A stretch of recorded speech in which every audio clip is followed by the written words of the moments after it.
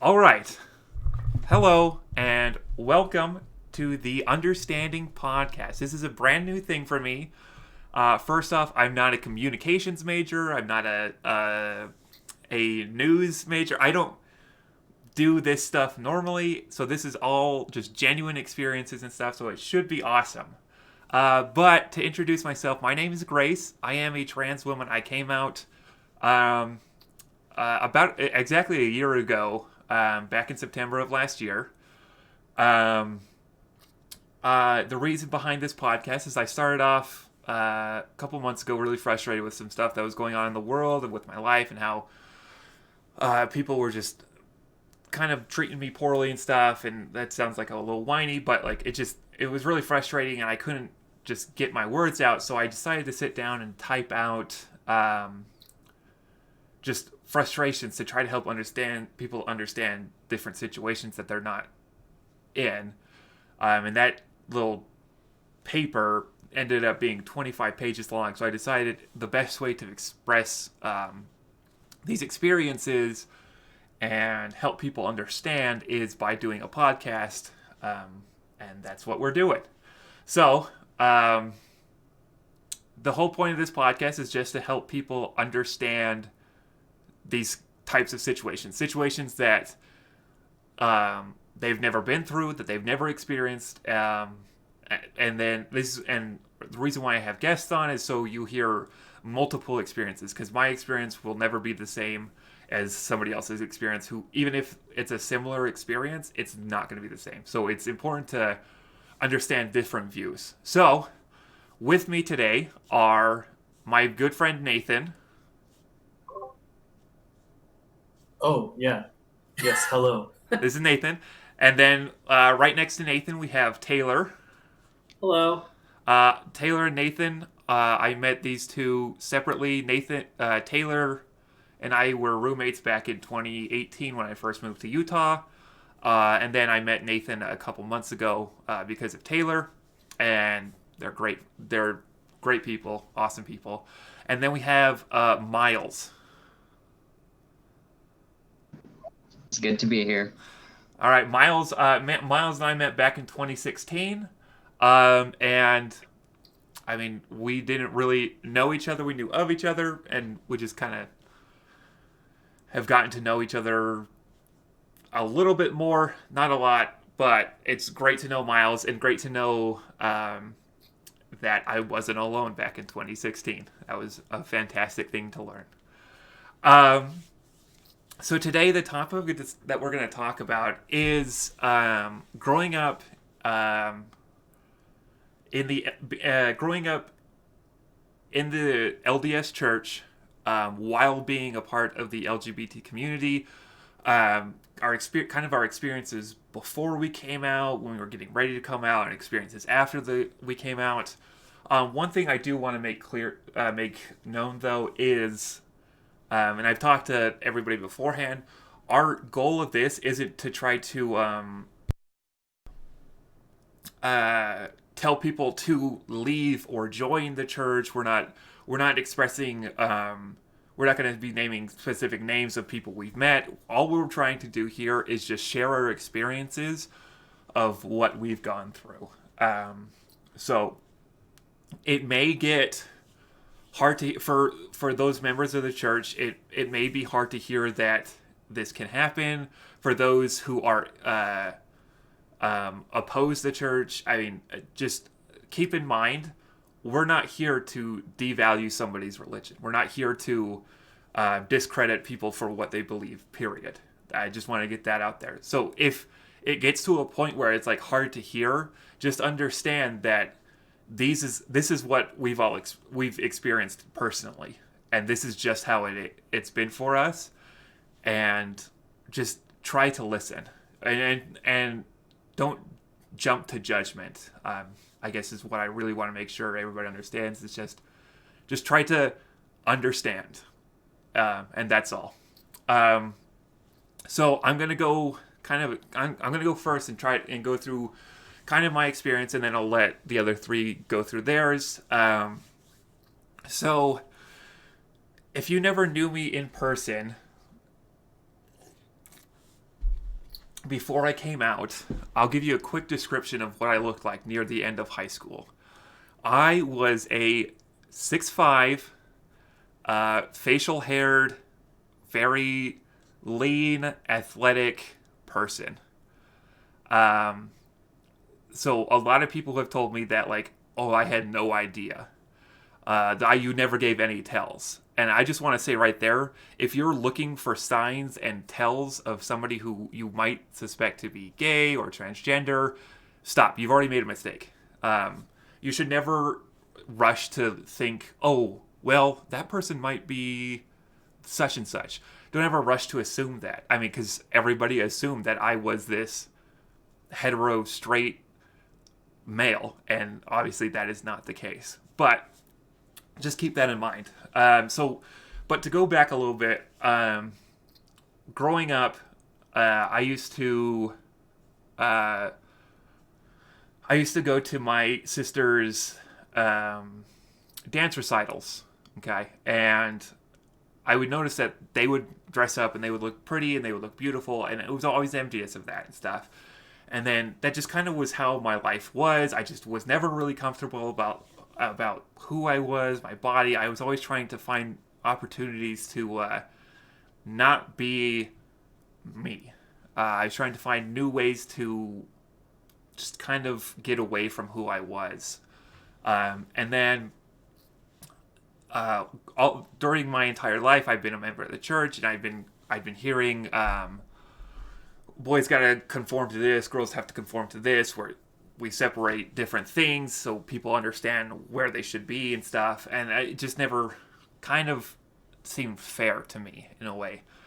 And then life kind of went going on a little bit. I just kind of started to like repress, or trying to repress, like these thoughts, these feelings, just because boys do boy things, girls do girl things. I mean, I was growing up with that idea. There was nothing separating. There was no leaping over and stuff and going outside of the norms.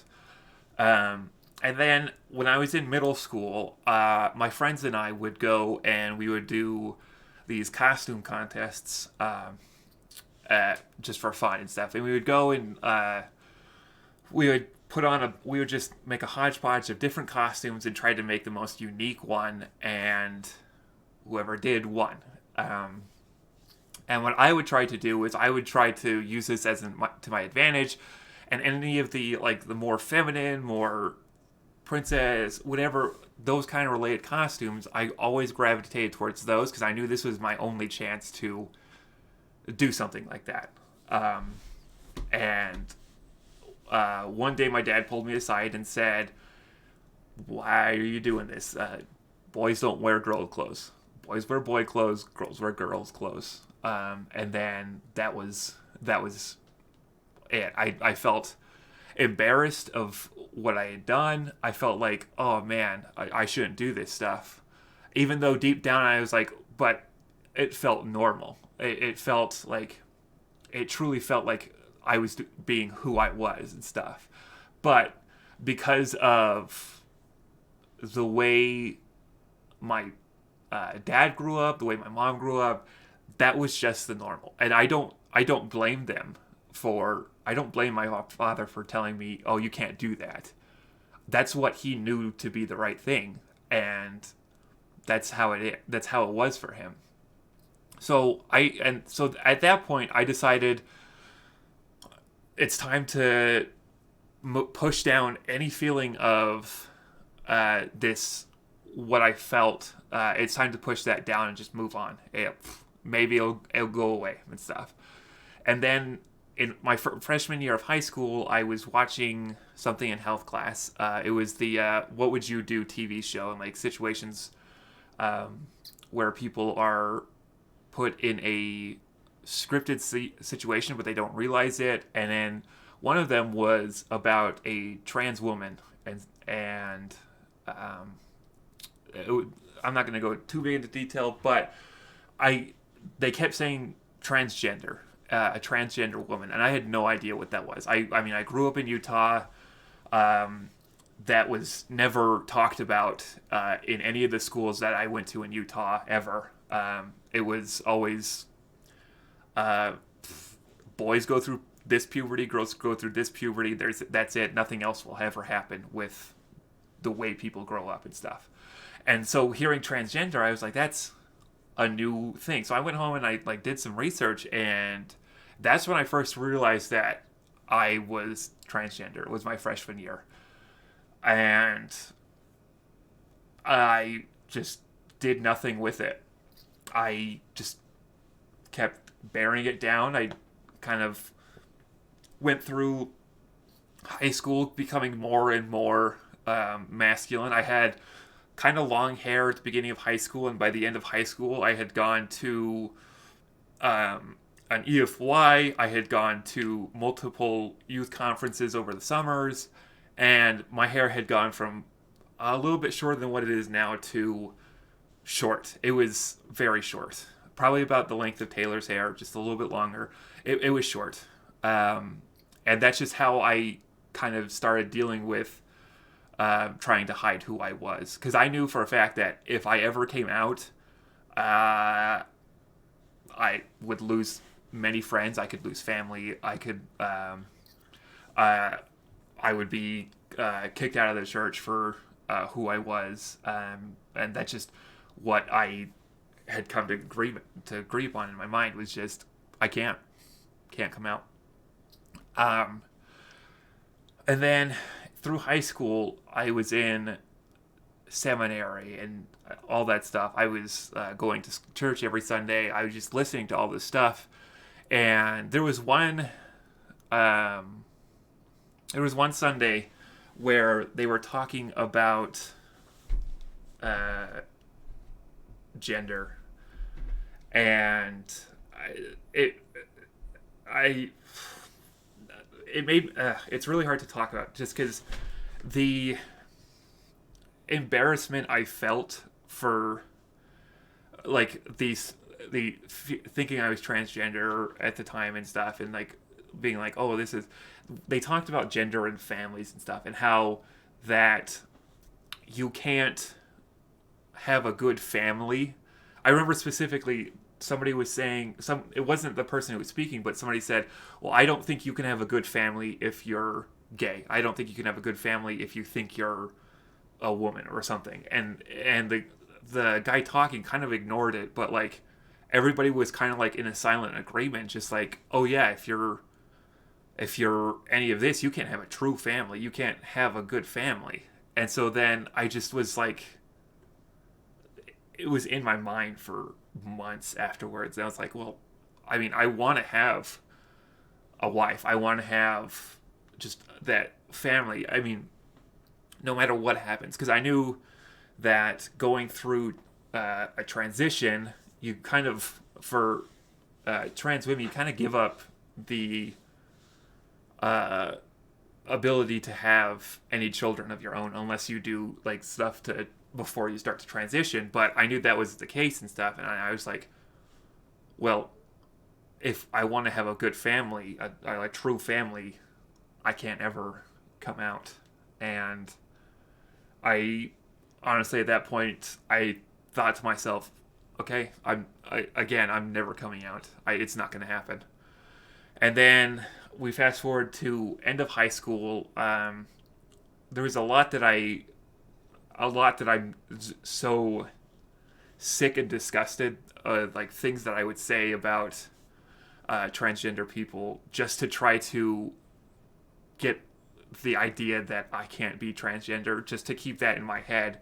And the things I said were disgusting. And that's like what I would say with all my my friends that were members of the church, and it was just like, oh yeah, that's funny and stuff. And like, I'm kind of like I said, I'm just sick at the thought that I used to say stuff like that. Because I've been out for a year, and the amount of times that like I've heard those things said about me is just, it's hard.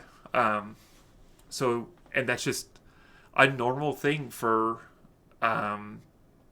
not a normal thing, but it's a thing that like isn't really like that from my experience talked about the church. Like, don't be transphobic, don't be homophobic, don't be just saying these nasty things. And it was just it was something that like I had started to do to try to repress these feelings and thoughts again.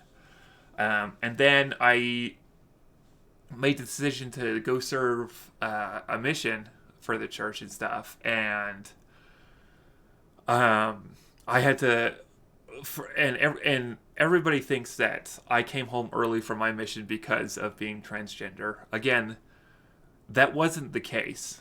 I came home because I have a horrible back, so that's the real reason why. I don't know why people just automatically assume, and people will assume. But the entire time I was there, I tried my hardest not to think about anything. I tried really hard to just bury everything down, and it was near impossible. I could not do it. Anytime I was just alone, anytime I would go to like the mall or something on our P days, I would see cute outfits. I would be like, oh my gosh, that's super cute and stuff. I would see stuff that I'm just like, oh man, really sucks that I've decided to never come out. And the hardest thing that I did on my mission was just to talk about being gay or being transgender with people who were gay. I taught one person, and I just everything that I was saying, I just felt like I don't want to hurt this person on a personal level. I like it was really hard to get across that, oh yeah, if you do anything with another man, you are a sinner. You are a terrible person, and you've basically cemented your place in eternal damnation forever. And it was really hard to try to tell people to be something that they're not. I mean, because I knew how hard it was for me to like be told, "Hey, boys wear boy clothes, girls wear girl clothes." That was really hard to hear. So me being, "Hey, you have to hear this," was just it was really hard. And then I came home, and I was really, really struggling with a lot of stuff in my life. I was in this rut. I mean, I hardly ever the friends that I had before my mission, I hardly ever saw. I mean, because my life moves on and stuff, and you're not always going to be the same. I mean, your relationship with people from high school isn't always going to be the same. So I was going through a lot, and one of the things that I decided to put more thought into was me being transgender. And as soon as I started getting these thoughts again of like, maybe I should start working towards coming out. Maybe I should start talking to people about this. I should see somebody. As soon as that happened, it's not like this happened and then this happened. They were around roughly the same time. I got a call to teach the young men and young women in my ward, and I was like, huh. Well, I'm not gonna say no, but this does kind of put a damper on what I was planning on doing and stuff. So I just was like, you know what? Let's do it. Let's try it again. Let's try to push this stuff back down and not worry about it. And it just made things worse. My life was just going in a huge spiral a downward spiral. The more I tried to hide it, the more the more awful I felt every day. I couldn't do it anymore. So I ended up deciding that I needed to just get a fresh start and move out. And so I moved to Utah to go to school, and I met Taylor, and it was great. And then I kind of was being a little bit more true to who I was. I bought shoes. I bought more feminine clothing and stuff, and it felt so natural. It felt so normal for me. because like growing up, all I wore was basketball shorts, t-shirt, and a sweatshirt, and that was it. And then finally, just doing something that looks not lazy was just such an amazing feeling. It just made me feel so good about myself, and that's when I decided to come out. I started the process of coming out. I told Taylor back in beginning of 2019, and then I told my girlfriend who I was with, and then it kind of just I kind of went and saw a therapist, and we talked about just what scared me the most, and we talked about this every single time. The thing that scared me more than anything was being disowned from my family, having my family just absolutely just cut off all contact with me and stuff. And my therapist kept saying, well, you don't know if that's going to happen. And I was like, you're right, I don't know. But based off of what they believe and what they've been taught their entire lives, I have no idea. They could. And if, to be honest, I would have been more surprised at that time. I would have been more surprised if they had just been like, you know what, that's okay, and they accepted me, than if they had just cut off communication, because I was so scared just based off of what they had been taught for their entire lives. So it was terrifying. And so I finally decided one day, well, I actually kind of didn't decide. It decided, kind of life decided for me. My mom gave me a call one day and said, hey, I have a medical bill for you that says you went and saw a therapist. I was like, yeah. And she's like, what'd you see a therapist for? I was like, you know what? I'm not going to lie about it. It's time to come out. And I was just like, I've been seeing a therapist because I'm transgender. And my little sister was in the car, and I went and talked to my older sister after I came out and stuff. And I already told my older sister, and she was totally fine with it. And my older sister told me that, like the day before, my little sister had texted my older sister and said, hey, you're like she said, something, they were talking about me and my two brothers, and they're like, well, you're my only sister I've got, so you're the best one I have. And then instantly when I came out, my little sister texted my older sister and said, oh, never mind, you're not the only sister anymore and stuff. And that was like really heartwarming. So my two sisters had an easy time with, not an easy time, but they were just ready to be like, okay, let's accept Grace for who she is and stuff. My mom obviously struggled a little bit and stuff, and she called her sister, and her sister reached out to me and stuff, like, hey, we're here for you. But my mom was ready to, on that phone call, my mom was ready to work on accepting me and stuff, just instantly, which was a miracle. I was never more relieved and stuff. But obviously she said she was gonna need to take her time, and I was okay with that. And then I came out to my brother. He was okay with it. And then the hardest person I ever had to come out to was my dad. And I had Taylor come over because I just needed somebody there. And I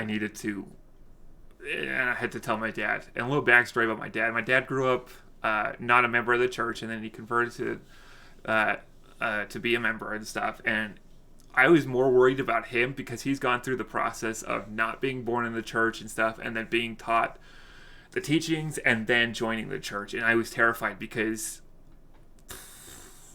he went from not being a member to being a member. So how is he going to take it when his kid goes from being a member to being transgender? So I was terrified. And so I finally told him, and he was fine on the phone. And then it just kind of got pretty bad. He was frustrated with me. He was angry at stuff. He was trying to find something to blame. And another quick side note, one thing that you do not want to do when somebody comes to you and comes out as anything, do not try to find something to blame. It's an instant reaction. Everybody does it, but you've got to try not to blame something. Don't blame the person. Don't blame their friends. Don't blame yourself. There is nothing that goes into controlling that. You cannot blame anybody. You just have to be ready to work towards accepting it. And just saying don't blame somebody, that could mean nothing. People will still try to find something to blame, and that's fine. But just keep in mind that there is nothing you can't put blame on anything. It's just how life goes for people sometimes, and it's fine. I mean, it's not like I came out and said, "Yeah, I'm a murderer." I mean, there is. I mean, in that situation, it's a totally different thing, and you can be angry. But something that you don't have control over, that's something that people have struggled with for a long time, and people will go through their entire life and never come out. Please don't try to blame something, especially the person who's coming to you. It's a really hard thing for somebody to hear. You finally get to the point where, like, okay, I think I can tell people, and their first reaction is they're now blaming it on you, and you just feel awful. You just feel completely invalid of who you are then. But my dad worked through it, and now he and I are back to where we were before I came out. I mean, he calls me the same thing he'll call my sisters, which is like, "How's it going, beautiful," and stuff. And it's a really heartwarming thing to hear. But if you notice with my story, going through growing up, the only thing that I struggled with was just inner thoughts because of what I'd been taught in church. Nothing really, because I had no signs, no tells or anything, because that's not always going to be the case. So there was no way of knowing that I was transgender until I came out. My struggles didn't happen until after I came out. After I came out, I'm still living in Utah, and it's never been a harder thing to experience. I will go to Nordstrom Rack or Ross, and I will be trying on shoes, or I'll be picking out clothes. And if people notice that I am picking out in my size, or they see me picking out shoes, they'll come over to me and they'll just start screaming at me and be like, "Well, this is against what God teaches. God hates you." God, all this stuff. I mean, I've been called horrible slurs in public in front of people, and just have felt awful. I have people who on Facebook would message me and be like, "Well, here's articles that tell you that based off of this scripture, you can't be transgender." I've had people send the LDS missionaries to my apartment to try to convert me from being transgender and try to bring me back to the church, and it's not healthy when you have somebody in your life who is going through this process of coming out and all this stuff, and it's not a healthy thing to go and just instantly bombard them with, "Well, guess what, you're not valid because this scripture says you can't exist, or this says you can't be who you are." It's devastating to just have people just constantly come after you. I had somebody that I knew because of work. I knew this person. I'm not going to say exactly how, but I knew this person. And I had never reached out to this person on Facebook. I had never done anything. And I came out, and like a week later, this person reached out to me and messaged me and said, "Well, I don't want you doing this anymore because you're transgender, and that just makes God unhappy with who you are," and stuff. And I was just like, "What? You and I have never interacted outside of the few interactions we've had, and now you're saying this to me." you feel comfortable enough to just attack who I am as a person. And it was just being out in a very religious state is very hard. When I was getting ready to come out to everybody, my parents told all of their siblings, told their parents and stuff.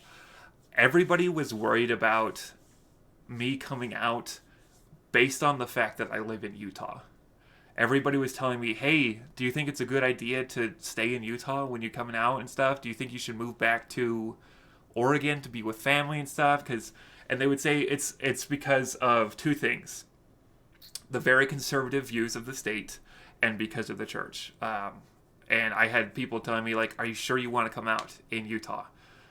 Move back to your parents' house. It's safer to be in Oregon than it is Utah. And I think that's just one of the reasons is why a lot of people don't come out, is this whole idea that Utah, being where a majority of the LDS, the people who are LDS live, it just makes a very hostile environment. And sometimes that can be true. Yeah, it is true. I mean, I've experienced it.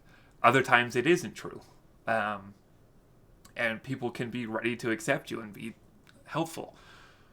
But the thing is, there is that stigma because the members of the church, and this is, and I'm going to say something, members of an organization don't always reflect the organization itself, okay? So in the case of the church, I mean, if you were to like break down the main teachings of the church, that's what you want to look at. You don't want to compare it to the members. And that's been this biggest struggle for me, is the members.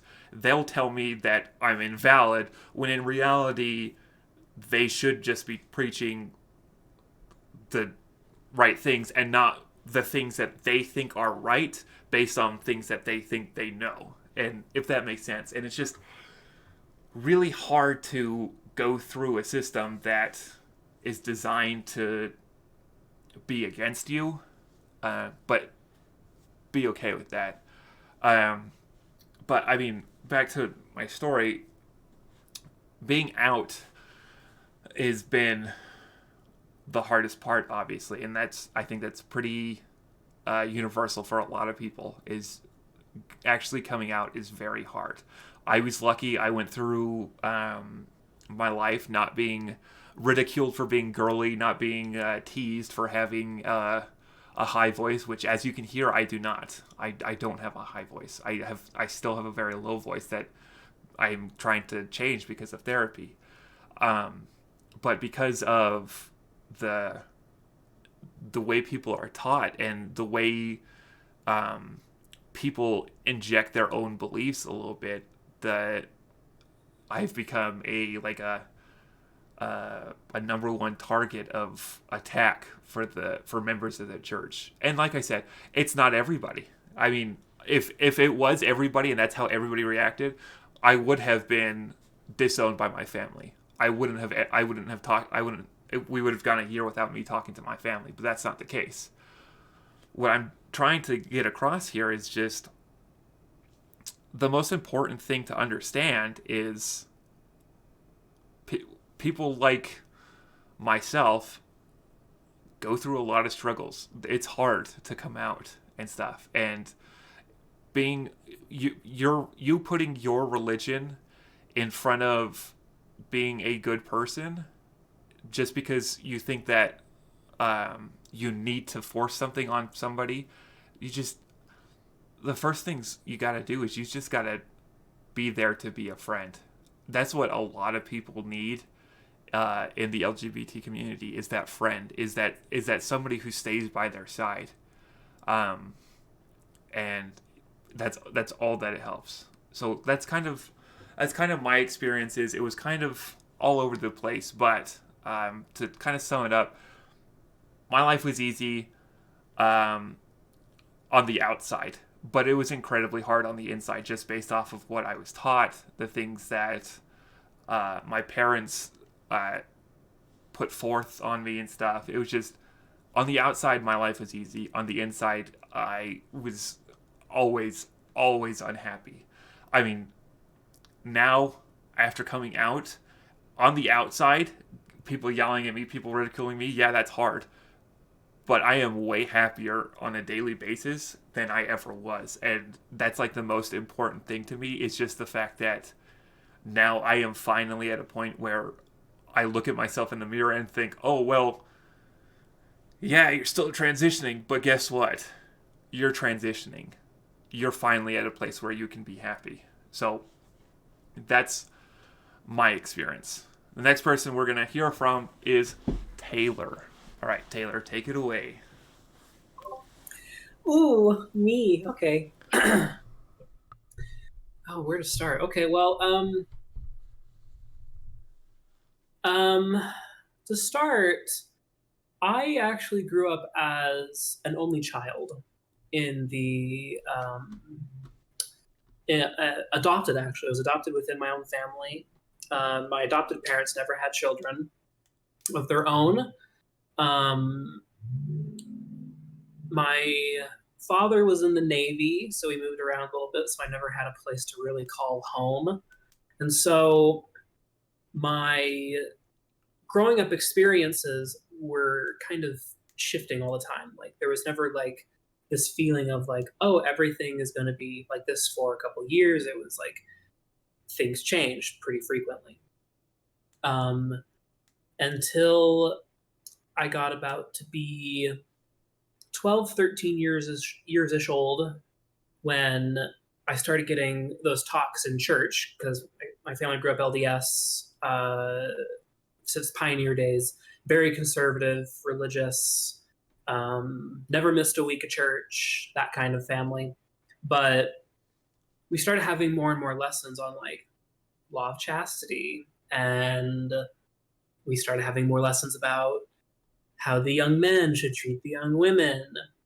And they would always talk about, they start talking about, sexual urges. And I was always kind of confused because I'm just like, they kept saying like you're gonna have strong feelings for women one day, and that's gonna be really hard. And I'm sitting here thinking like, I, like I guess that's what happens. That's what they keep telling me. I guess that's what happens, but nothing happening. And so that continued for a while. I never felt like I was different. I never felt that I was like an other. I just felt indifferent, I guess. Like, does that make sense? Like, I don't know. It's like I never questioned my sexuality, really. Like, it never really came up, really. I was just like, oh, I find like guys more attractive, I guess. Maybe. Is that what you call it? I don't know what this is. But it never really came up. Whenever I'd be at bishops' interviews, they'd always ask me, have you looked at pornography? And I would say, no, I haven't. And they always gave me this weird, like, You're not. really? I'm like, yeah, no, I haven't. You're not supposed to? What the? I know. I was just like, is that abnormal? Like, should I be? Is that what you're telling me? Like, no, obviously not. But I never really had to kind of reconcile myself until about high school when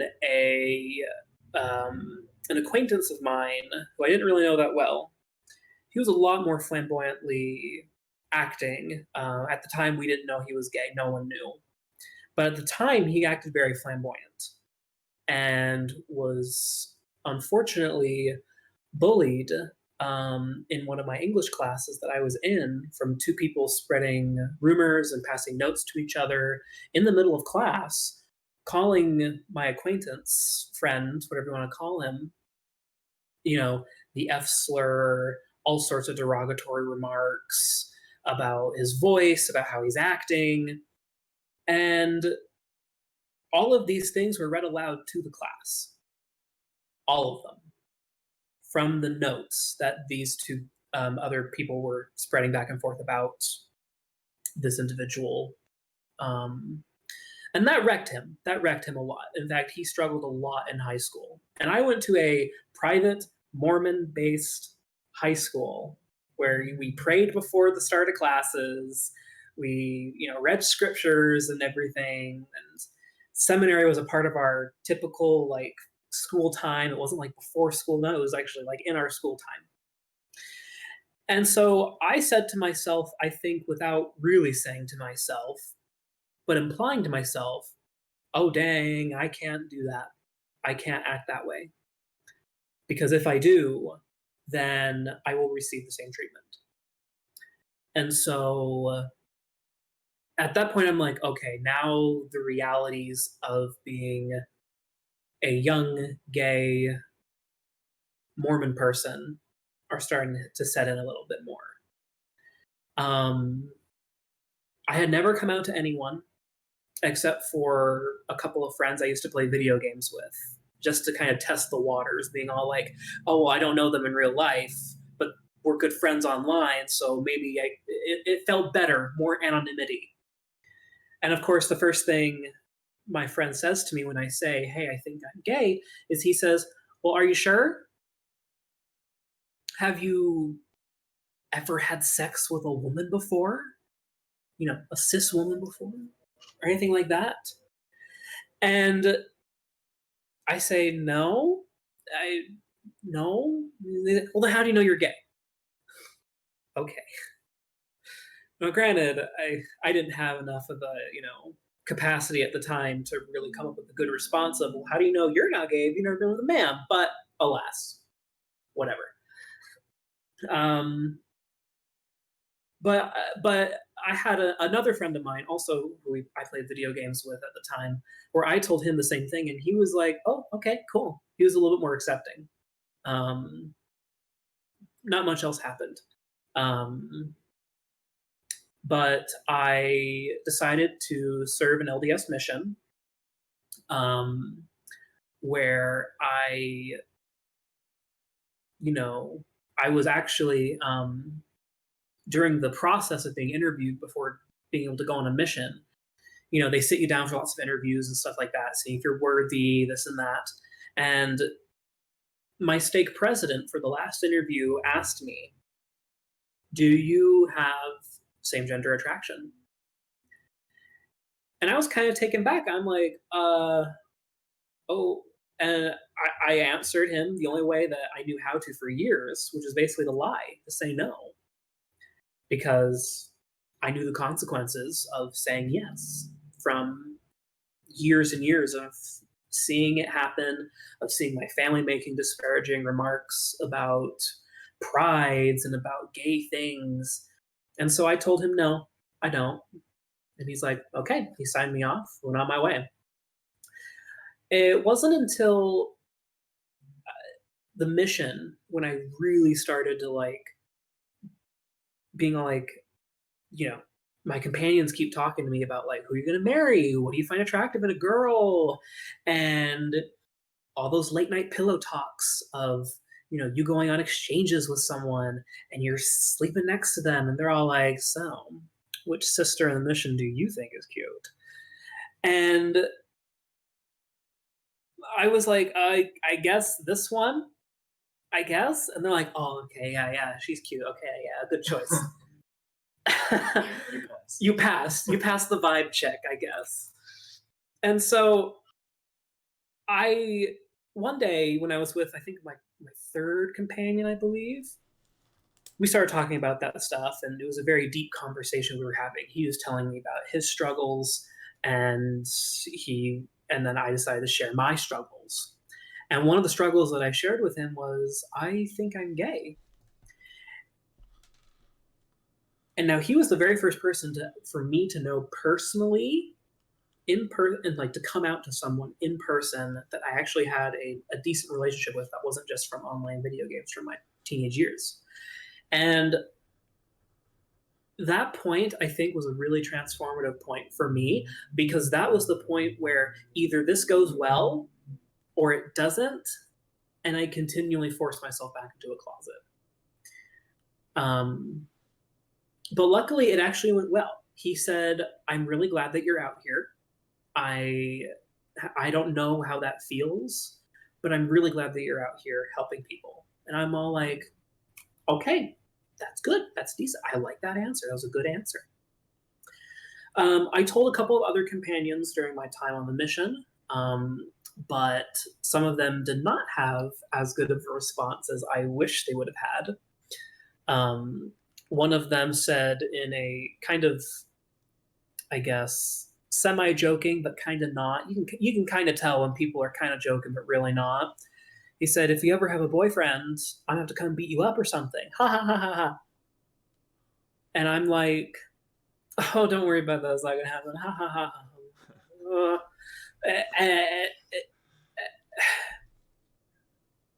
And that's kind of the conversations that I kept on having with individuals on my mission.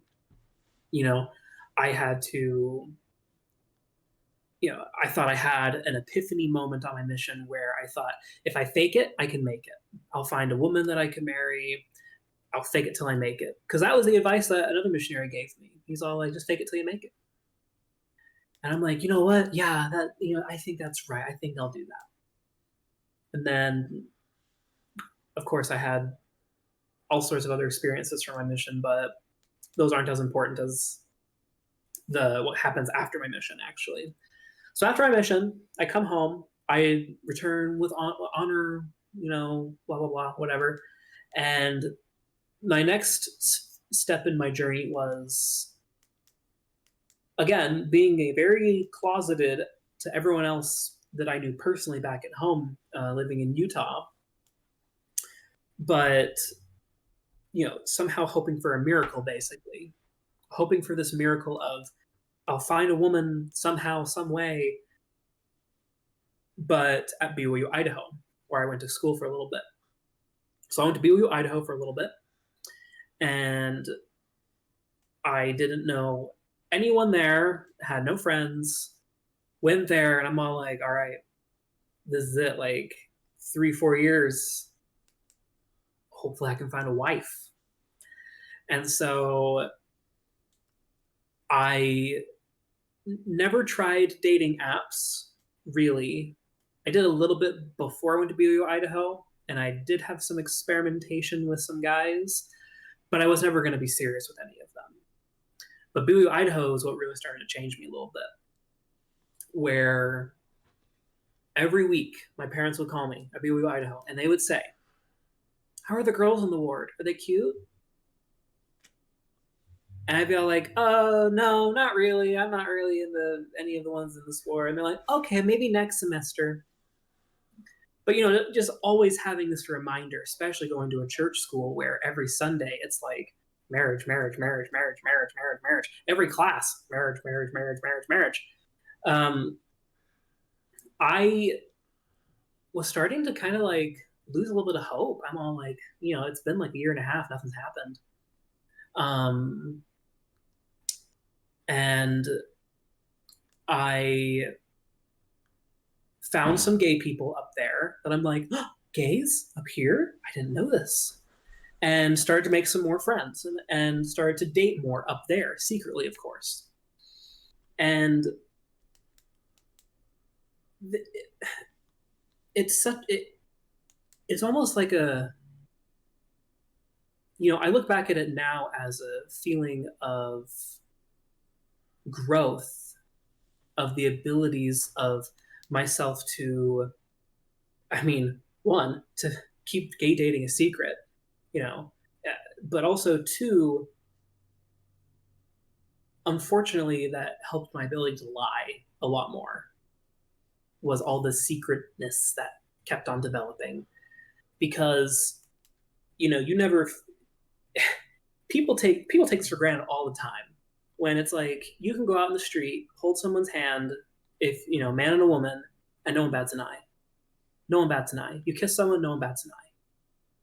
But the feeling of constantly being watched at a place like BYU, Idaho, would become deafening at points, where it's like, I'm having a picnic, a date with another man at a park, and I feel as though I'm going to get, like, someone's going to come up to me and be all like, who are you two?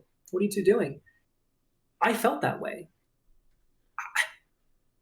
there was no rhyme or reason to, because it happens all the time. You got your homies, your bromances of people just doing stuff, but it felt different. If I felt that I was being targeted, even though nothing showed that I was, but I felt that way because I knew what people would react like from all my times before that I've seen, from knowing people at BYU, Idaho, who got caught, who got in trouble for a lot of these things, who got expelled, who got on probation because they were caught. But at the same time, it's like, well, what do I do? Because I can't deny myself. I can't just turn off my gayness. But I wanted to. I tried going out with a girl once, actually. And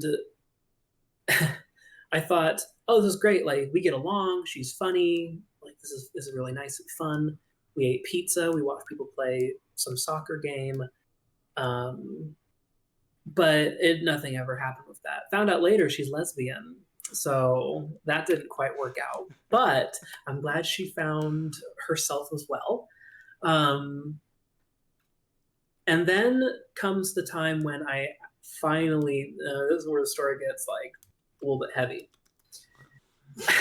Get some juice to it a little bit. I know. I need to give you all, give you all some appetizers. I started dating someone up there that I had fallen in. Give me 2 seconds, please.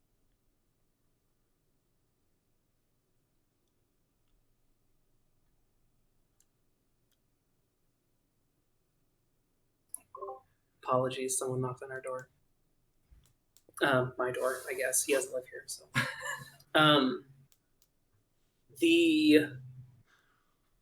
What was I? Oh yeah.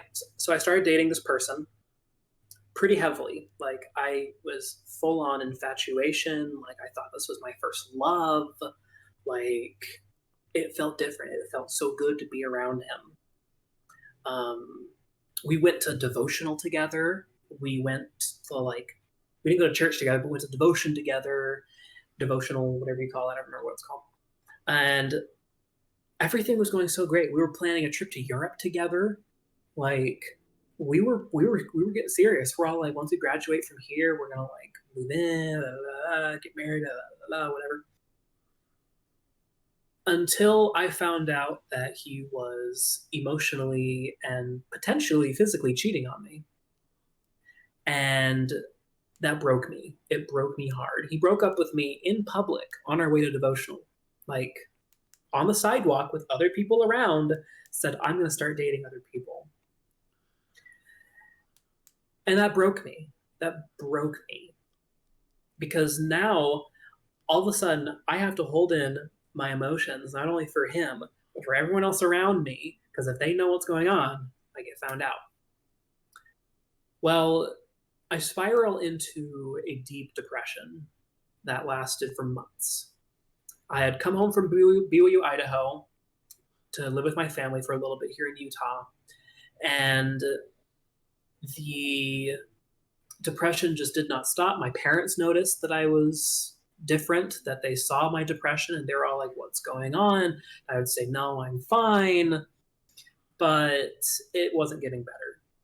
So I was on the phone one day in my parents' basement talking to another friend of mine about my really bad ex-dating experience. And, he asked me some questions. He was gay as well. And he asked me, so, like, what did you do? Did you go very far? Was there a lot of physical intimacy? Like, what was what was your relationship like? And I told him some of the things that we had done and, our relationship and whatnot. But as I'm discussing all of this, all of a sudden, I turn around and notice my parents are at the bottom of the staircase. And my mom is about to well up in tears, and my dad doesn't know what to say. And so I say to my friend, I will call you back. I have to take care of some things.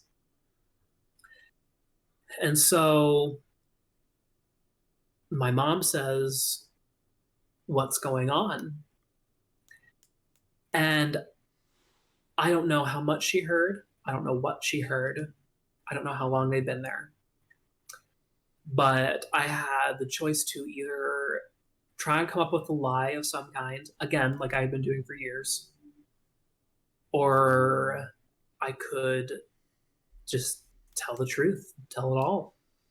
So I decided to just lay it out on the table, just say, I'm gay. And of course, my mom burst into tears. My father, again, stern look on his face, doesn't know what to say. And the first question that my mother asks me is, are you going to leave the family?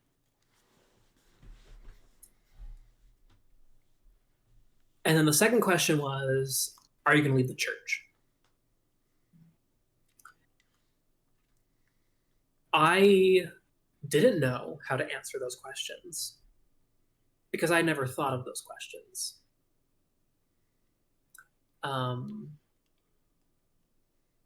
We had a lot of arguments, a lot of fights over what I was going to do with my life. A lot of preaching was done at me about X, Y, and Z, about bad homosexual, bad, straight, good, stuff like that. My mom said, maybe say that you have same gender attraction and not that you're gay, because saying that you're gay means that you're living the lifestyle, which is inappropriate. And I said, no, you know what? I that's not how I view someone who's gay. Someone who's gay does not just mean they're living this sinful lifestyle. That just means that they're gay. They're attracted to the same gender. That's it. But of course, my answers weren't really good enough because I kept telling them, I don't know what I'm going to do. And so we went to a couple therapy sessions, hashed things out, and just similar to Grace's fears, and I think it's a very common fear that I think I would argue almost everyone who's LGBTQ plus might have, would be fear of rejection, fear of being rejected by my family. And so I didn't know what to do. I didn't know who to talk to, but I figured that things would get better. Hopefully, I didn't know how, didn't know when, but I figured that now that I'm being more authentic, things will start getting better. And so I eventually decided I don't want to go to BYU, Idaho anymore. I transferred to Utah Valley University. I decided to live more authentically with myself. I started to date openly. I started to eventually come out to more and more people, came out on Facebook, and I received nothing but good, positive experience from that. No one ever said to me, you're a sinner, you're bad. No one ever sent me any articles. No one tried to preach at me anymore. It just stopped. Now, granted, part of me still believes that people's own individual belief might be that being gay is wrong. But that's on them. That's not on me. That shouldn't reflect what I do, because no matter what happens, someone will disagree with something that you are or what you do, no matter what. And since then, I've never been happier. Living authentically has been the best decision I've ever made. It's led me into contact with some of the greatest people that I have ever known. And Grace was saying, oh, I mean, it's true though. Like, honestly, kind of intertwining Grace and I's stories here a little bit, I guess. Like, if I had never been so open and honest and tried to facilitate an environment where people can be authentic and honest with themselves, people like Grace may not have felt comfortable actually coming out and opening themselves up and saying, I am gay, I am trans, I am whatever you want to be. The main reason I came out is because I knew Taylor was gay, and I knew that of anybody I told, he would accept me. Yeah. And so that's Is gay, not that's past also tense. Yeah. I mean, ultimately, that's the thing. Is like you don't know how much power you have when it comes to being open and authentic with you and with people around you, because you could be the person that that person needs in their life to come out to be there for you, to be a friend. And so, yeah, that's my story. Awesome. Thank you, Taylor. And he's not wrong. He did meet some amazing people. I am amazing and I'm phenomenal. And everybody loves me until some of them find out I'm transgender. But before that, everybody loves me. So we're good. All right. Awesome. All right, Nathan, it's your turn, my friend. Can we actually skip Nathan real quick? Absolutely. All right, Miles, it's your turn. All right. So, I definitely have a lot of similar experiences as these two, so we might get a little bit of overlapping, but um, so we'll start from the beginning. When I was a kid, I learned from a very young age that, well, I kind of taught myself from a very young age that making my parents happy will make me happy. And so I became a really big people pleaser. And so I remember my mom trying to get me to like wear a bunch of girly clothes and become like this princess. And at first I was like, yeah, sure, why not? Like I didn't really have anything against it. But then eventually I just realized how uncomfortable that made me feel. And I quote unquote came out as a tomboy to my parents. And my mom actually, the way that she reacted to that affected why I didn't want to come out later, because even just coming out as a tomboy was really hard for her because kind of like how Grace was explaining that, boys wear these kinds of clothes, girls wear these kinds of clothes. And so I, those were the words that I had at the moment, that time. The vocab I had at the time was just saying that I was a tomboy. And I was kind of lucky in the fact that society accepts women wearing men's clothes more than they accept men wearing women's clothes. And so I felt kind of lucky in that regards. That I could wear what I wanted to and not be ridiculed and not have people, yell at me or anything. I remember this. I I had in my mind like I felt like I was a boy, but I didn't have the words to explain that. And when I was in fifth voice training, I was trying to get my voice lower, and I had shorter hair, not like super short, but it was shorter. And I remember there was this kid, he was probably like first or second grade. He comes up to me and he was like, "Are you a boy?" And I just remember having like this huge smile on my face. I'm like, he thinks I'm a boy. But I told him like, no, I'm a tomboy. And he got really confused because he had never heard that term before. So I had to explain to him that a tomboy was like a girl that acted like a boy and stuff. And but anyway, since that point, I just remember that was like I rode that high for years, just the fact that somebody thought that I was a boy. And when I got to seventh grade was the first time that I had heard the term trans. It was in a history class.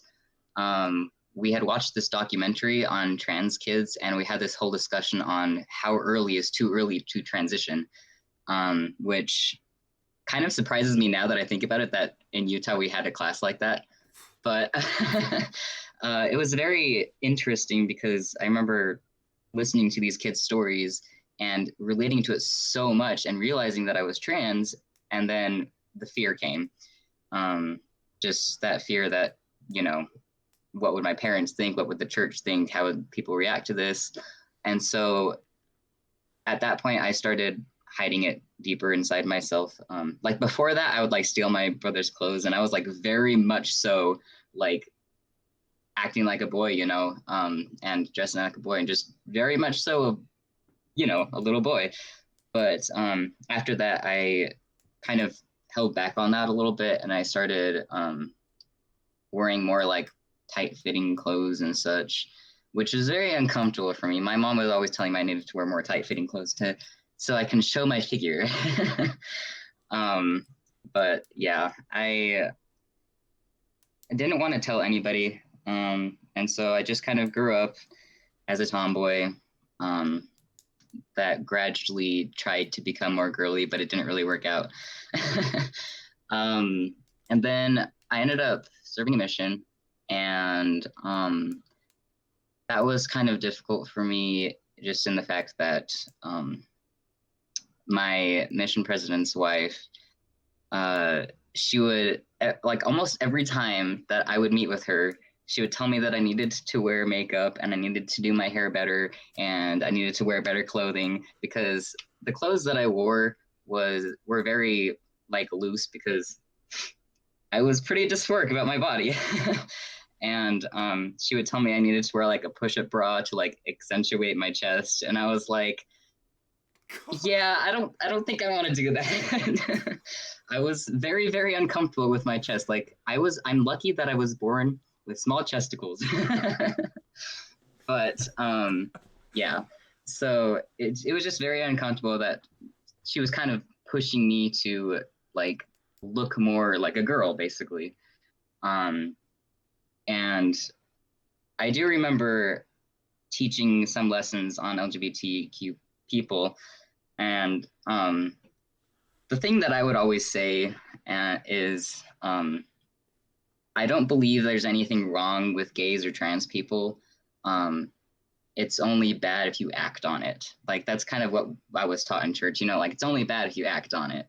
And so that's what I taught everybody. And that's what I honestly believed. Like, I was like, well, I'm trans, but as long as I don't act on it, then, I'm not being a bad person. So I remember while I was on my mission, one of my childhood friends actually came out as trans. And that's when I kind of got a glimpse as to how my parents would react if I came out as trans. And it wasn't a good reaction. So it was really hard for me because I had this really strong connection with this friend. Like, we were really close growing up. And I suddenly didn't know how to interact with her because I was like, you are a trans female and I am a trans male, but I can't say that I'm a trans male. And so I can't say that I, like, understand you. And so I don't know how to interact with you. So I'm just going to pretend that we were never friends. And that was a really hard thing for me to do because I felt awful about it. And my parents were always talking about how they can't believe that he would do such a thing. And then I was, like, cringing at the fact that they were calling her a he and stuff like that, But I couldn't say anything about it because if I said anything about it, I would clock myself out as trans. And yeah, so it was just kind of a difficult situation, just having one of my close friends coming out as trans, and then seeing my parents' reaction to that. But yeah, I ended up dating some guys, and this one guy in particular, I attempted to come out to him, and what I did was I said, I kind of consider myself a guy. I'm not exactly like most girls. And he just shot it down. He's like, no, you're a girl. And I was like, yeah, you're right. Yeah, I'm a girl. And then when I actually started dating this other guy, and kind of the same thing, I tried to come out to him, but I was very nervous about it because this guy was, like, perfect. Like, I loved him to death, and it was just an amazing, healthy relationship. And I kind of started off by, like, saying, hey, I think I'm going to start buying from the men's section, like, clothes and such. And he's like, okay, sure, whatever. And then I was like, I think I might be non-binary, just to kind of throw the whole trans idea out there, without him thinking that I was going to, like, medically transition. And so I was kind of, like, slowly trying to get my way to where he would be comfortable with me being a trans male. But eventually he just decided that, like he could tell that I was a trans male, and he didn't want to hold me back. So he's like, I love you and I want you to be happy, and I'm a straight guy, so I'm going to break up with you, not because you're an awful person, but just because I respect you and I want you to be happy. And that was really difficult for me, but at the same time, I respected his the way he went about that. Um, and something else that I struggled with for a while was just my sexuality in general, because I realized just recently, like, I don't know, within the past 2 years, that I'm actually asexual, which is not a very known term. Like, not a lot of people know trans people, but even fewer people know ace people. And I just remember growing up and having, at church, people would talk about how we're going to have those feelings and such, kind of like, what's your name, Taylor? I forget. Taylor, yeah. Taylor, yeah. How, like, you were talking about how they just talk about how it's imminent that you're going to end up having these sexual feelings for the opposite gender or whatever. And I just never had that, and I kind of felt broken, and I didn't understand what was going on. But I just decided, I'm going to date guys because that's what I was always taught I had to do. So yeah, and that's kind of how I realized that I was romantically attracted to men, but not sexually attracted. Anyway, when I'm kind of like going like in all different directions with the story, but before I started dating that guy that I was talking about, I was really, really struggling with my mental state, I guess. I was really struggling with a lot of depression. I was really depressed on my mission, but I didn't understand what that was until after the mission. I am like really surprised I wasn't sent home. I should have been sent home with how depressed I was. But the main reason that I felt like I was depressed was because I felt like so trapped, how like I couldn't come out as trans, because if I came out as trans, that would mean going against the church, and that would mean just like all these things, like people wouldn't stop loving me and all that. And I had this really deep understanding of the plan of salvation, and I didn't understand how I could be trans and go to the celestial kingdom, and it just didn't make sense in my head. And so I kept going deeper and deeper into this pit, and I ended up becoming pretty suicidal. And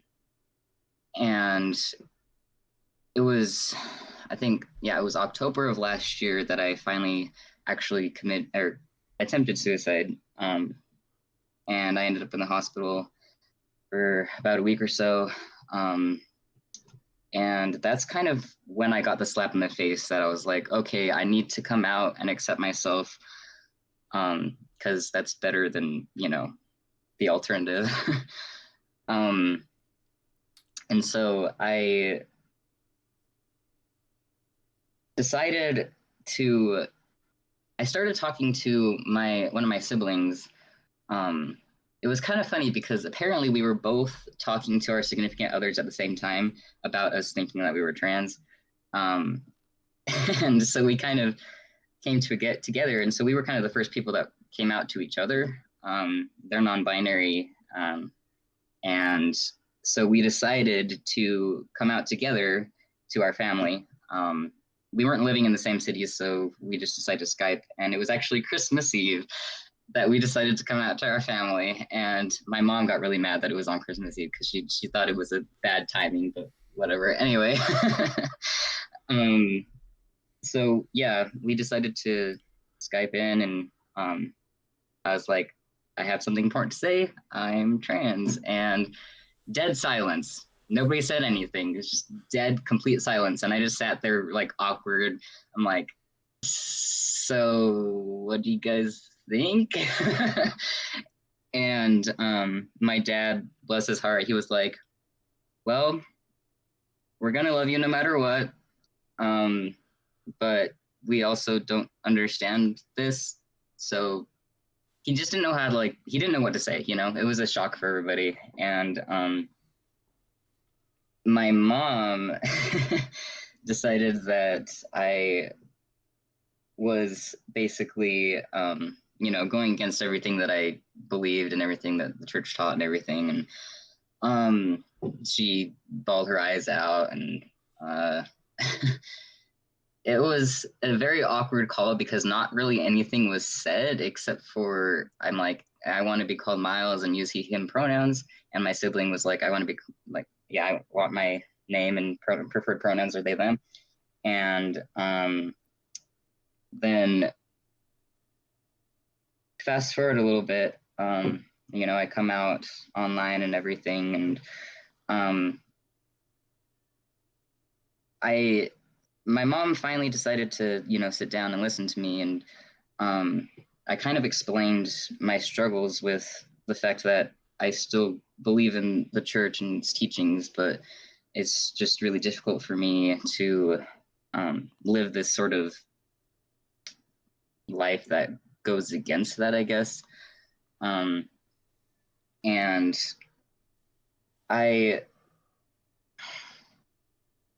so this is kind of something that is difficult to explain because it's something that not a lot of people decide to do because it is kind of something that people how do I explain this?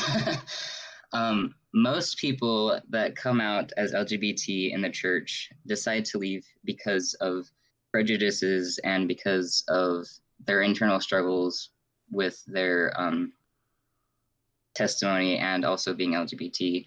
And that was a big reason why I didn't want to come out, because I didn't want people assuming that I would leave the church.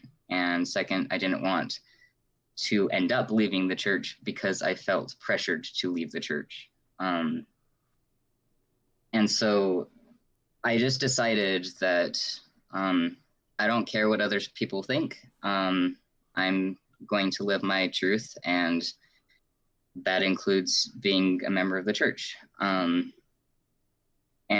that was a really hard decision for me to make because I feel very, I don't feel like I have I don't have my group, like there's the LGBT people and then there's the church people.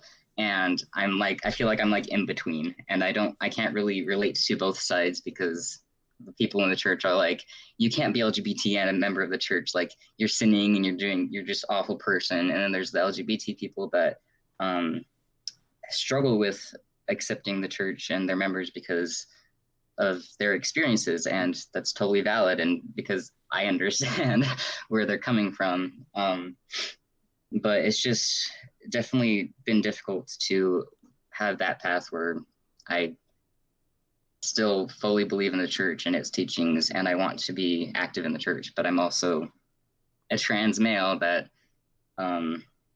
if I end up marrying anybody, it would probably be male, which would make me gay. So, but yeah, I don't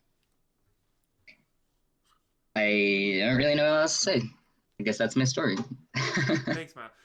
Let me tell you, the day I saw you come out and stuff, I was freaking out. I was so happy. I was like, somebody who I know and who I know went on a mission knows what it's like to be on a mission and transgender. Oh man, that was like, I was so relieved when you came out that like I wasn't the only one, and I know for a fact that I'm not the only one, but it's nice to know somebody who. Yeah, I didn't realize that you were trans until like I think it was like 5 or 6 months after I had come out, and then I saw something on Facebook and I was like, they're trans too? What? Yeah. And then I reached out to you because I was like, yeah, fellow missionary person that's trans. Yeah. This goes back to the whole thing. You're never gonna know, and don't ever try to assume something because you never know. So just everybody keep that in mind. Awesome, thank you, Miles. All right, Nathan, do you wanna? Yeah. Nathan's turn, everybody. This guy likes Hello. jazz music, so he's really cool. So I've heard a lot of people talk about like coming out to themselves, and I never like understood that because I just always knew that I was gay at a very young age. Um, and as early as like first grade, I asked my parents what gay meant because people were saying it at school already, probably derogatively. But my dad was just like, "Oh, it just means happy." um, so it probably took me a year or two more to find out that gay people exist just from kids at school, probably that made them sound like freaks and weirdos and stuff. Um, but yeah, I was a very early bloomer and knew that I was physically attracted to men and that I was absolutely not physically attracted to women. So I went through my entire adolescence knowing that I was not how the world taught me I was supposed to be. Um, and I liked what Grace said about the struggle being very internal. I didn't have a lot of bullying, at least based on sexuality or anything. It was hard, I was very self-conscious of being too feminine, or like, I was just very self-conscious about giving any kind of flags that I was gay. So that was scary. But yeah, so it was mostly just, not understanding what my life plan was supposed to be, not understanding how I was supposed to do all of the things that the church taught me I was supposed to do and how I would get married. Initially, I thought I would not be able to get married and that I was just kind of doomed until I got my patriarchal blessing when I was 16, and it said I would find an eternal companion. I was so relieved, like, wow, God said I can get married.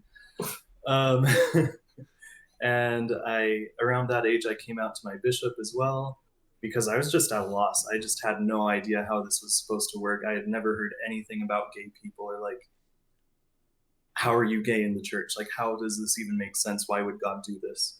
And fortunately, my bishop was very compassionate and very understanding and loving, but he had literally no clue what to tell me.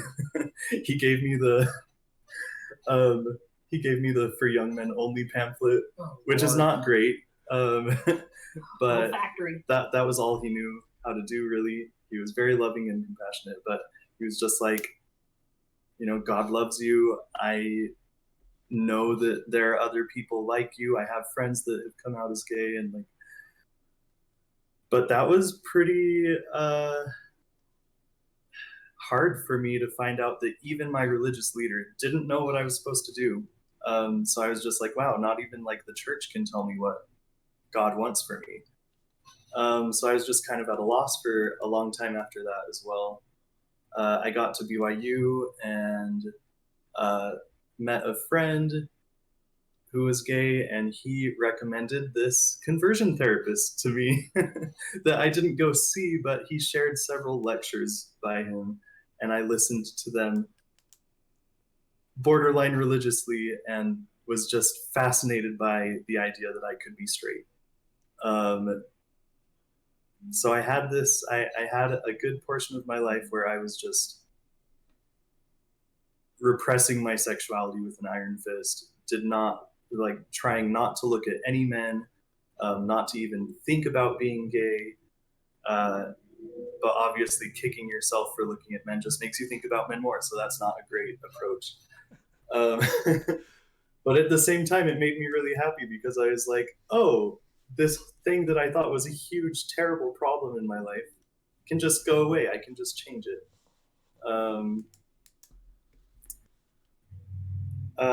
It didn't change. I don't think that's a surprise. But yeah, so I guess my outlook was I'll find a woman and make it work. Like, I'll have to find someone, and I guess a lot like Taylor said, somehow it'll work. You'll find a woman and you can get married and be happy because the gospel's all that matters. So I served a mission, and fortunately, my mission was a really happy time for me. I still don't have any regrets for it. It was the first time in my life that I would go days and days without even thinking about being gay. Because, you're just so immersed in work. My mission was fairly obedient and the people around me were fairly obedient. And it was just like a really nice breath of fresh air to not think about dating or girls or being gay or anything. So I loved my mission, and that was a really good experience. Although I do remember having to endure uh, jokes from other elders about being gay, including jokes about uh, bad jokes, bad taste jokes, and then also enduring a convert of mine swearing that being gay was a choice and thinking, oh, I wish I could tell you that I know for a fact from personal experience it's not a choice. So there were hard things about it, but they were few and far between, honestly. I guess while I'm on the topic, in high school as well, I endured, the F slur, even directed towards me, which contributed to my self-consciousness. Anyways, after my mission, I dated girls. The plan was to marry a woman, and I was like, okay, I gotta do this, gotta date girls, and I did that, and I had a very serious girlfriend for over 2 years, and came out to her 2 days before I had planned a proposal. I had, bought tickets and told all my best friends, made all the plans. We had honeymoon tickets. I had the ring, so basically engaged. And it was the hardest thing I had ever done to that point, but I just could not marry a woman without being honest with her. So I came out and said that I was mostly, if not completely, attracted to men. And that was really hard, and really hard for her as well.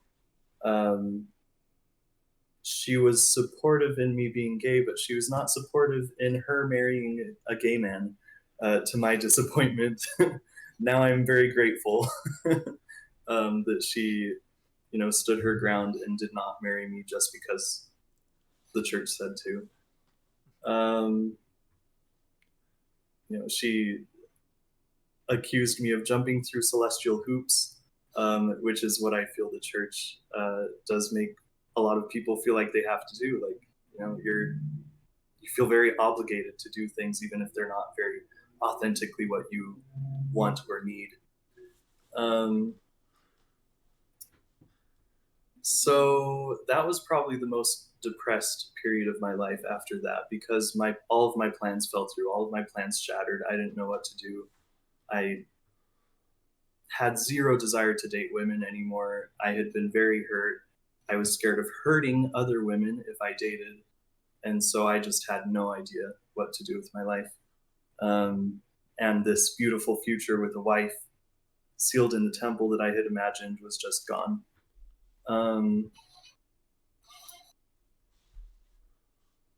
And then eventually I read the blog of Josh Weed, who was at the time the poster child of mixed orientation marriage in the church. And he announced their divorce and how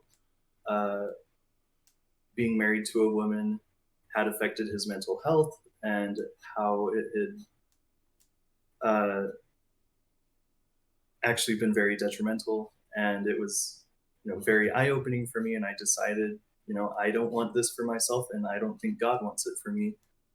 So I decided I cannot, should not, will not marry a woman.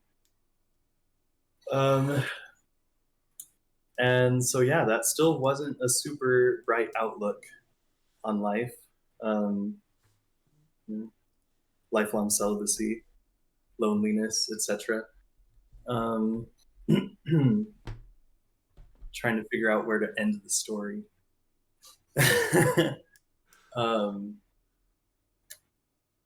Oh, I haven't talked about any comings out. So I had come out to a bishop, another bishop, to my fiance, and that was it until I started going to therapy at BYU, which is no longer bad and electroshocky. It is now good and affirming. Um, and I had the first like close gay friends of my life that I was out to, and was able to feel a little more comfortable with who I was, comfortable in my skin. Um, I had not realized that my entire life I never felt like I fit in or belonged or was able to be authentic or honest with anyone I hung out with ever. I never had the experience of discussing crushes with all the other people at the sleepover party or whatever. I had never experienced feeling like or knowing I would be accepted in my peer group if I was honest. So it was very refreshing and very good for me to experience being out to a group of people that accepted me and that understood me. And that gave me the courage to eventually come out to my 4 best friends, which unfortunately I did because we were in an argument, a very heated debate about whether you turn straight when you die. Normal debate. And actually, these debates came up a lot, and I always just had to pose as a very good ally. And sometimes I would have to say, like, gay people are allowed to go on missions, and they'd say, no, they're not. And I was like, well, I have a friend that went on a mission, and I didn't go secretly gay. Like, I was out to the bishop that sent me on my mission. So, yeah, there was a lot of pretending, and it was really exhausting, really. So I come out to my friends because they keep saying if you die, you turn straight. And, we were debating scripture and conference talks and this and that. And I said, okay, I give up, but whatever you do, never say this to a gay person. And they said, oh, of course, I would never say this to a gay person. Got him. And I just could not stand the irony.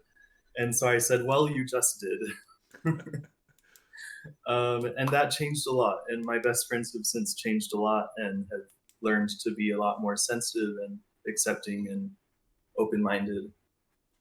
And it took about a year after that for me to come out to any family. Just kind of the tension and conflicts built it up with my parents, and the pressure of dating women just built to where I couldn't stand it anymore. And my mom was pulling the grandchildren card and saying, I don't have much longer left, and you need to get married because what if I never see my grandchildren? And I just could not stand everything building up. And I gave myself the ultimatum that I had to come out by this certain month when I was going to visit home. So I had this trip home planned, and it was the morning that I was supposed to leave, and I still hadn't come out. And so I sent an email explaining my entire story and more, and saying I'm gay. And I didn't feel safe going home, not knowing how they would take it. And so I said, please tell me how you feel about this so that I can know if I should come home today or not, if I should drive home.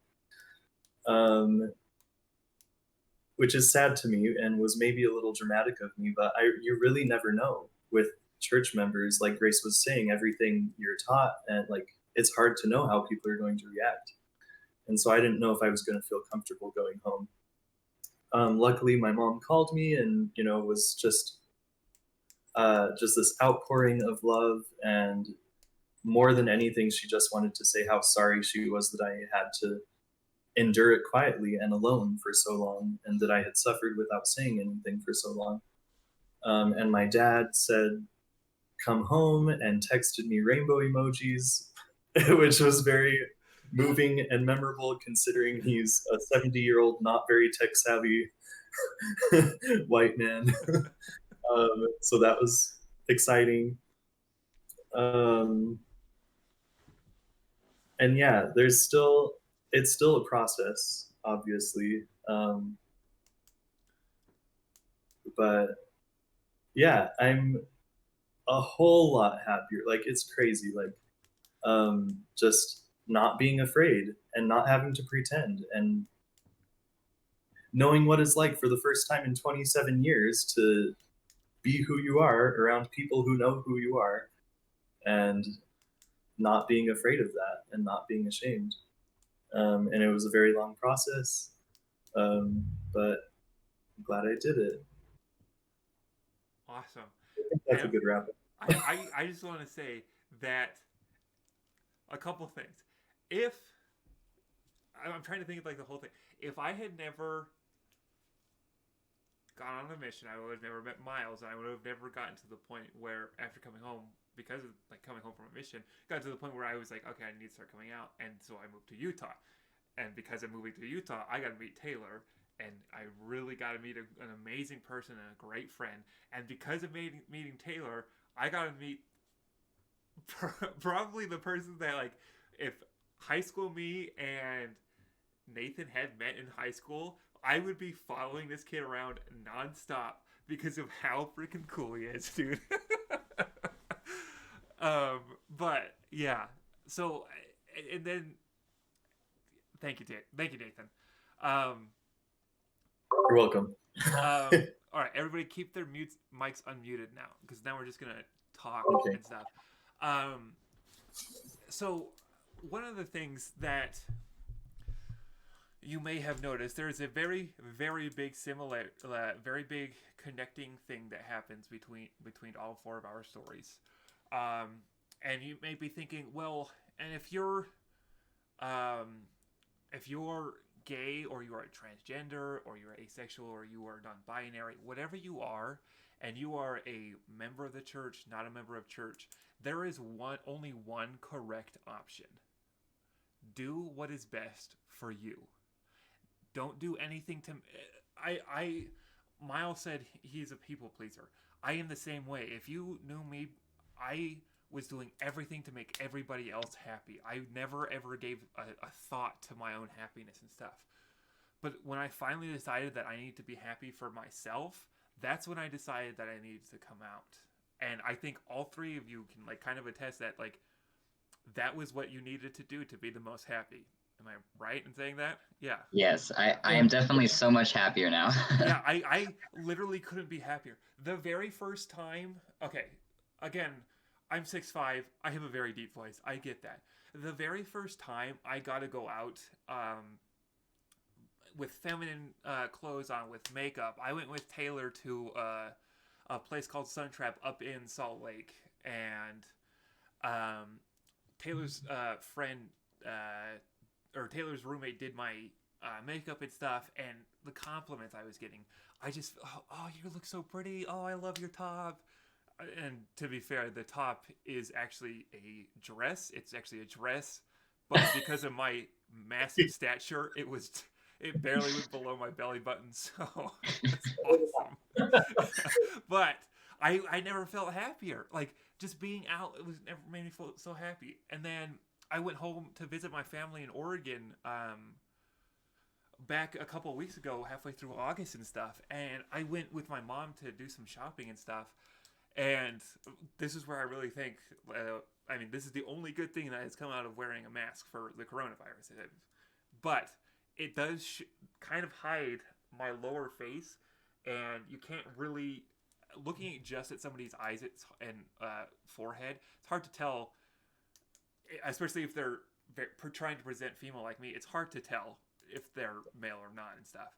And we went shopping, we went into this one store, and one of the clerks was like, "Can I help you ladies with anything?" And I was like, almost broke down in the middle of the store, because that was the first time ever I had gone out in public and somebody had said, like, used a feminine word towards me. Because I'll go out in public with the most feminine outfit I have. I'll do my makeup, and without even opening my mouth, and this was before I had to wear a mask for Corona and stuff, but before I even open my mouth, people will say, "Oh, look at this guy. Oh, what's he doing?" and all that stuff. And it's just, there's nothing more hard to hear than when you're trying so hard to present some way, and here's somebody say the opposite of how you're presenting. It's hard. Can I share a story real quick? Absolutely. So when I had first come out, I wasn't passing like at all, but I was trying, and I was working at this Dollar Tree, and there was this one family. I was a cashier, and this one family came up, and they were putting their things on the belt so I could scan it. And the dad looks at the kid, and he goes, "Put it on the belt so she can scan it." And this kid looks at me and looks at his dad and looks back at me, and he's like, "You mean he, so he can scan it?" And I was just like beaming. It was the best feeling ever. There's nothing, especially talking with like other transgender people. There's nothing more just. I've never felt happier the first time somebody said, without me knowing this person, somebody saying she, her, lady. It just, it's an amazing feeling. And if you're watching this and you're just doing this to listen and to ridicule people, ridicule us for being who we are and stuff. First off, gross. You're a terrible person. Second off, understand that it is not easy coming out. It takes a lot of courage. The three people I'm talking to are in my opinion, some of the most courageous people I've ever met in my life. Because I know what it's like to come out. They know what it's like to come out. And it's hard. It's terrifying. Because it is the most unknown thing that you will ever experience. You can't anticipate anybody's reaction. But if you... Oh, go ahead, Taylor. Oh, sorry. No, I kind of wanted to share a thought if I could real quick. Absolutely. Before you go on. Apologize. But about this common theme that we've been hearing of validation and the fact that, both you have shared, or everyone has shared story, or at least we have mentioned the idea of validation in some way, shape, or form. Now, for someone like me, hearing from my parents, how is your dating life? Or something like, how is he doing? Knowing that it's romantic is validating my identity, validating, masculinity, femininity, like validating that. Validation costs you nothing, but can mean everything. Absolutely. And that's what I want people to understand is like, you may not think that it's right, whatever that means, but it does you no harm. It costs you nothing just to say, how are you ladies today? Yeah. How are you gentlemen doing today? Stuff like that. Yeah, and I talked to this guy that he's a really strong member of the church, and he is an ally, and he talks about how there is nothing in your baptismal covenant that says you can't like call somebody by their preferred name or pronouns or like validate people in the LGBT community. If anything, being more Christ-like means accepting them and loving them for who they are yeah. So just be Christ-like and love like Christ-like. Their happiness over being right. Yeah. And another thing that I want people to understand, and both right on the dot. I was actually going to bring up both of those points, so I actually really appreciate that you guys did it, so I'm not talking the whole time. But another thing that I've seen, and I've definitely been told a lot, is, oh, well, it's going to be so weird for me because I knew you for 23 years as a guy. And it's like, well, yeah, I mean, it's weird for you, but if you think about it, it was more weird for me because I spent 23 years lying that I was a guy. So keep that in mind. Like, it's been a year since I came out. Oh, it's still weird. Okay, it's weird for you, but it was weird for 23 years for me, and now for the first time ever for a whole year, it hasn't been weird. So keep that in mind, please. There's nothing... Okay. Everybody needs somebody in their life that will be there for them and support them. Especially people who are going through an unknown situation, like coming out. So to say, yeah, I'm going to support you no matter what, and then adding but it's going to be really hard for me to adjust is is something that really does not need to be said. I heard that from a lot of people, and I don't blame people for saying that, because it's a understandable reaction. Saying, "Oh, but it's gonna be you're gonna have to give me patience because it's hard to adjust." It's just like, I know that. I know it's gonna be hard for you to adjust, but it will mean a lot if you can just try your best. Especially being a transgender woman, it's just, there's nothing that means more to me than when my family has actually tried to and they have done a phenomenal job. I'm so lucky with the family that I have, that all of them have been so accepting and stuff. Like I when I went home to Oregon a couple weeks ago, my mom has pictures of all of her kids, all 5 of us and stuff, and she's had, this isn't something I normally do, but I'm going to drop my dead name. She had Jordan on my picture frame for a very long time. And that's fine. I told her, I was like, you do what makes you comfortable. Another instance of me people pleasing and stuff. It just, you do what makes you comfortable, even though it did kind of bother me, but I didn't want to be like, the sun, bro. I didn't want to be like, yeah, I don't want you to do anything like that. I don't want to speed up your process and stuff. But it did make me uncomfortable. And I go home and she's changing all of the, she was relabeling all of the pictures frames and stuff. And she labeled it with, mine is with Grace. And that meant a lot to me. It felt so like amazing to know that my family really is here to support me. And it's just an amazing thing.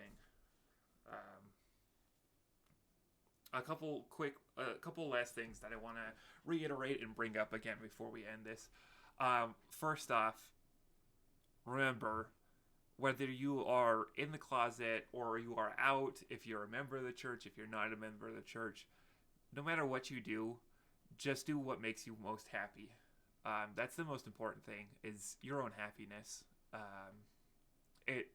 If you try to hide it and try to make other people happy, that can help a little bit, but you need to make sure you're looking out for yourself too. The next thing, just because somebody you know and you've loved for a long time comes out of the closet and tells you that they are gay or transgender or anything in the LGBT community, just because they trust you doesn't mean they're still not scared to tell you. Okay, it's still scary. It's still scary. So having an instant reaction of an instantly negative reaction is a very damaging thing, because, like I was saying, when I was coming out, I was expecting everybody to just not ever want to have communication with me. So having a negative reaction is not the best thing. It's hard to not have it's hard to, if somebody comes to you and tells you that they are gay, and it really frustrates you, it could be a hard thing to mask. But I think the best reaction that you can have to avoid really damaging that person is just being like, thank you for telling me. I need some time to think. If you're having a negative reaction, that's all you need to say. You don't need to put that person down. You don't need to invalidate that person, because you shouldn't. It's not an appropriate reaction. And then always remember that saying things like, "Oh well, I'm losing this child," or I've lost my kid. Please don't say that. That's all I can say, is that just instantly is a thought in the head where like, oh, well, shoot, this was a bad idea.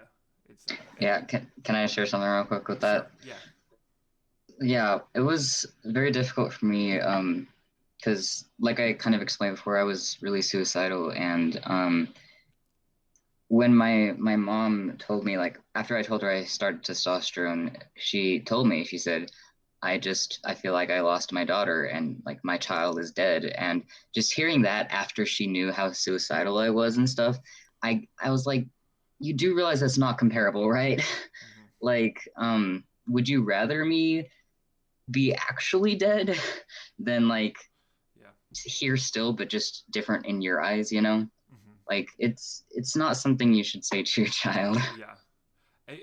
The things you say, you may think they sound harmless, but you don't know how people are going to react to the way you say things, and especially somebody in such a vulnerable state is just, it's so damaging. Um, so always remember, and this is for the people who aren't um, gay or transgender or this is for you guys that don't classify in the LGBT community. It takes no effort to be a kind person. Like Taylor said, validation costs you nothing. Okay? It is not hard to be a good person. I don't care, and this is me being very serious, and it's gonna probably piss some people off. I do not care what you have been taught for your entire life. I know for a fact that you have not been taught to be a shitty person, okay? So, in order for you to truly be a part of your religion and be Christ-like, like Miles was saying, to love one another, you cannot put people down for being in the LGBT community. That is not okay. It never will be okay. We are people. We are not the same as everybody else. Just like everybody else isn't the same. It is not okay to be a terrible person. It costs you nothing to be nice, to be a kind, good-hearted person. I have been, and this just a quick trigger warning, because I am going to say something that is heavy. It is, but I have been called now, because the number has gone up. I have been called to my face a tranny faggot in person 11 times since coming out. Okay? That was at 9 at the beginning of August. It has happened twice since I've come out. It is the most disgusting thing you could say to somebody who is gay, transgender, asexual, non-binary, bisexual, anything. If you use slurs, that is a horrible thing. You've already lost every ounce of respect I have for you. It does not cost a thing to be nice to people, especially people who could, by coming out, lose everything. I could have, me and all three of these guys, we could have lost all of our family. We could have lost all of our friends. We could have lost everything. I mean, we're lucky. I'm lucky that I have a job that says that I won't be fired for being transgender. Because people have lost jobs. Around the world, people have lost jobs because of who they are. People have lost their life because of who they are. It is a hard thing to come out. So it is very important that people remember that even though it's different than what you were taught, it doesn't invalidate somebody. It doesn't make them less of a person. Okay? I just wanted to get that out there. It's just super important to do your best to be kind to everybody, because you don't know the situation at all. I'd like to, okay, now that that's done, we're going to just kind of wrap this up. I really am very thankful that Miles, Taylor, and Nathan were able to do this. For me, this is a new, like I said, this is a new thing. It could be new for these three as well. And I'm very thankful for the three of you coming out and doing this. It means a lot. if you made it through the whole thing and you listened to the entire thing, I really appreciate it. Remember, I'm not trying to attack anybody's religion, any organization. I'm just trying to tell people that they need to understand that not everybody lives similar lifestyles, and that's okay. Um, if people believe in things that cause nobody any harm or no violence, they cause no violence, they're not bad people. Okay, we're not bad. Anybody in the LGBT community is not a bad person by any means. Just solely based off the fact that they are who they are does not make them a bad person. So if you know anybody who is gay or transgender or anything, reach out to them and let them know that you support them. That means a lot. Hearing all the people message me on Facebook, for every one person I had who was nasty to me or unfriended me, I had probably about 10 people message me saying that they're there to support me, and that means the world to anybody. So if you know somebody who is going through similar things, reach out to them and let them know that you're there to support them. And if you're if you haven't come out yet, whether you haven't come out, you're a member of the church, not a member of the church, you're out, you're not out, whatever you are, if you need somebody to talk to, you're more than welcome to message me. You can find me on Twitter at Camo63Grace, or you can email me at understandingpodcast@gmail.com, and I will talk to you. I will be there to support you. I will do my best to be that person for you. Do you guys have any social medias that you're willing to give out, or no? Because if not, that's fine. I can, if you want. If you do end up emailing that one podcast, I can just do this. If you want, in the subject, you can type out 4 Miles or 4 Nathan, 4 Taylor, and I will not read it at all, and I will just forward them the email, and then I will delete it so I don't read it. I think that's actually what we're going to do. I think that's a better option.